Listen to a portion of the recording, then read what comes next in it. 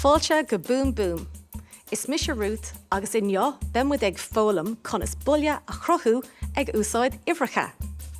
Sa ceacht seo, chuirg muid cúpla rithim le chéile ag úsáid Uimhreacha 3, Uimhreacha 5 agus Uimhreacha 7.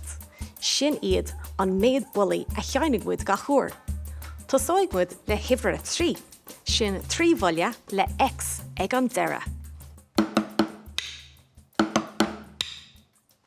Ar an chuí céine tá 5 bhuile ag Uimhreacha 5.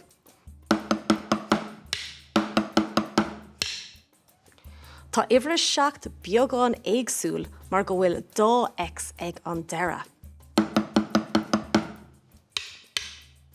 Ar thug tú faoi deara go bhfuil sus so le seanan muid an 2x.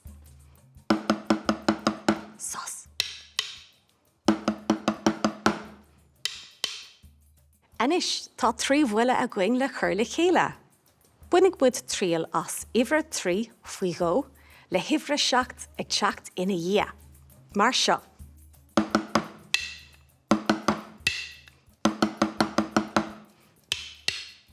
nó b'éidir Uimhreacha 5 agus Uimhreacha 3 faoi go.